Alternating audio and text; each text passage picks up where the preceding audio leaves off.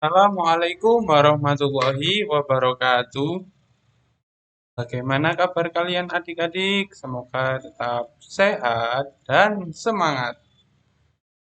Menginjak di tema 6, subtema 3 dan pembelajaran ketiga, apa yang kita bahas kali ini? Ini dia, ada tiga ya. Yang pertama, toleransi dalam keragaman agama di Indonesia. Yang kedua, persebaran sumber daya alam hayati. Dan yang ketiga, deklamasi puisi. Mari kita mulai. Yang pertama, toleransi dalam keragaman agama di Indonesia.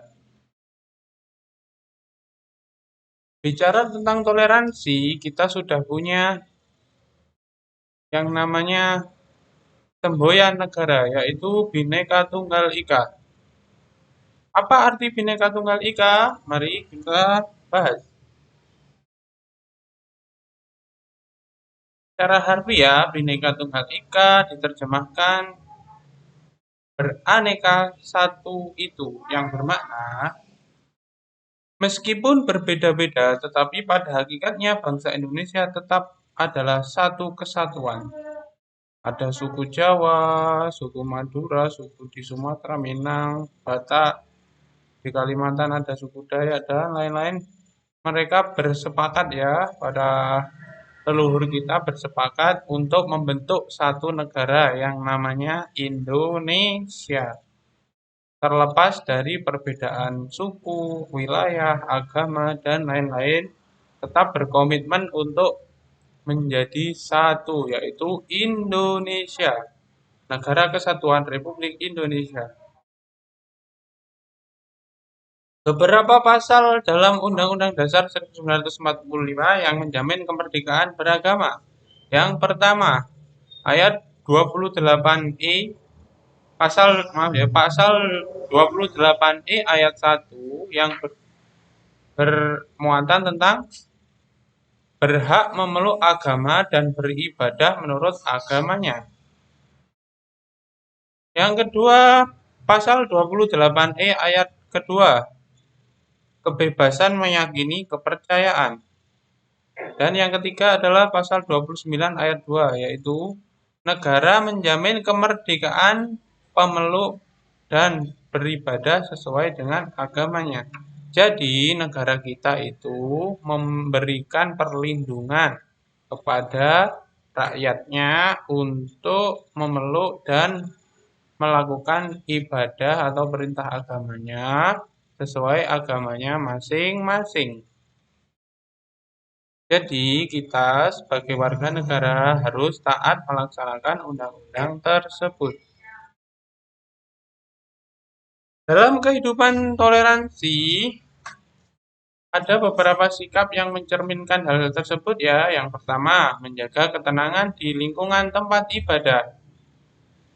Jadi kalau ada orang non-muslim seumpama ya, beribadah. Contohnya orang Kristen pada waktu Minggu kan beribadah ya. Terus kita di dekatnya waktu Car Free Day, ya jangan sampai kita mengganggu ya. Kalau teriak-teriak, ngomong-ngomong apa, nyanyi-nyanyi gitu, jangan di depan gereja, tapi agak menjauh. Jadi di gereja itu tetap tenang ya, kita tidak boleh mengganggu. Terus yang kedua, gotong royong tanpa mempermasalahkan apa agamanya. Ini juga penting ya. Contoh kalau di sekolah, mayoritas kan beragama Islam ya. Terus ada anak yang non-muslim, terus dikucilkan gitu nggak boleh ya, harus dirangkul. Kita sesama teman, sesama warga negara. Terus yang ketiga, seperti yang tadi ya, mempersilahkan agama lain beribadah. Tidak boleh kita mengganggu. Karena kalau kita dibalik kita diganggu kan, kita yang merasa repot ya. Terus yang keempat, menolong sesama tanpa melihat apa agamanya. Ini contohnya, di Pasuruan kan ada rumah sakit Islam ya. Terus umpama ada kecelakaan, kebetulan orangnya itu non muslim, masa ditanya dulu sebelum masuk UGD itu ya, sebelum dirawat, maaf Bapak agamanya apa, kan nggak mungkin, ya nggak boleh kan. Ya kalau ada kecelakaan ada apa harus segera ditolong, nggak usah ditanyain apa agamanya ya. Terus yang kelima, interaksi antar masyarakat tanpa melihat apa agamanya. Ini juga penting ya. Nanti kalian sama tetangga, sama saudara yang kebetulan berlainan agama seumpama ya, umpama ya jangan sampai cara bahasa Jawanya itu bentik gitu ya, nggak boleh. Harus sama saling menghargai antar agama-agama walaupun terjadi perbedaan. Seperti itu ya, kita lanjut. Persebaran sumber daya alam hayati. Indonesia memiliki kondisi lingkungan yang berbeda, meliputi tanah, iklim, morfologi, dan lingkungan. Perbedaan-perbedaan itu meski akan menyebabkan diversifikasi ya, banyak jenis hewan dan tumbuhan hidup di Indonesia beragam tergantung dari wilayah, tanah, dan iklim seperti tadi ya. Hal ini kan menyebabkan bangsa kita memiliki kekayaan hayati yang sangat tinggi. Contohnya seperti ini ya. Kalian lihat di sini mulai dari Nanggro Aceh Darussalam ada cempaka putih, ada burung apa ini kucika ya.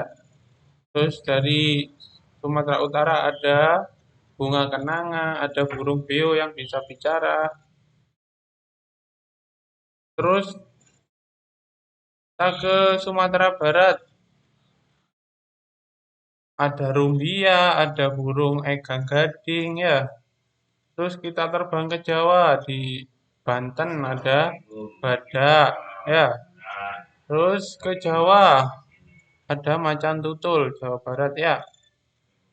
Terus di provinsi kita ada apa di Jawa Timur? Di Jawa Timur ada apa ini? Jalak putih ya. Terus kita ke Bali ada burung jalak Bali yang warna putih ya. Seperti itu betapa kayanya negara kita ya. Kalau membahas keanekaragaman Indonesia itu tidak cukup ya satu bahasan seperti ini. Kalian baca sendiri ya. Ini saya highlight. Ada di Sumatera tumbuhannya yang khas itu meranti dan rafflesia. Sedangkan hewannya ada harimau Sumatera dan gajah Sumatera. Di Jawa ada bunga edelweiss, ada sawo kecik, dan faunanya ada landak dan banteng. Juga ada tadi apa? Badak ya, badak Jawa. Terus di Kalimantan ada anggrek hitam yang langka ini ya. Terus juga kayu ulin, kayu yang tidak dimakan rayap. Terus ada orang utan dan juga bekantan. Dari Pulau Sulawesi ada lontar ya. Lontar itu kalau di sini siwalan. Terus ada nipah. Nipah itu biasanya ada di rawa-rawa. Apa bukan rawa-rawa? Di muara sungai ya. Belum ini belum laut. Terus anoa seperti hewan mirip sapi tapi lebih kecil ya, itu hanya ada di Sulawesi. Terus ada burung maleo, burung yang telurnya itu di apa namanya dimasukkan dalam tanah dan ditutupi. Terus Maluku ada kayu putih ya, kayu putih dan sagu. Terus burungnya ada kakak tua raja dan kuskus. Dari tanah Papua ada buah merah ya. Ini terkenal buat obat. Terus ada matoa. Matoa itu mirip, kalau saya bilang mirip kelengkeng, tapi ada aroma-aroma durian. Terus hewannya ada cendrawasih, ini the bird of paradise ya, burung-burung surga. Karena sangat indah, terkenal sampai di mancanegara. Terus ada kasuari, burung yang besar yang berjalan dan tidak bisa terbang.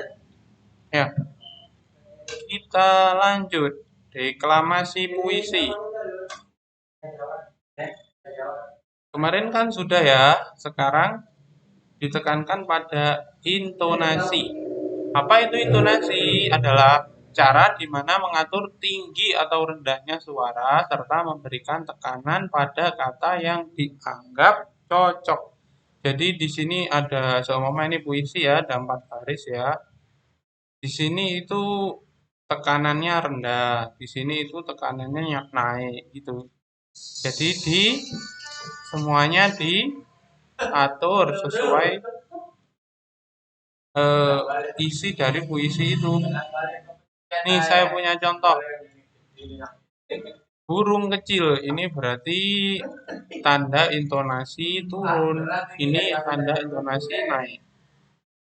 Kalau ini jeda sebentar ya, ini jeda lama. Tuh.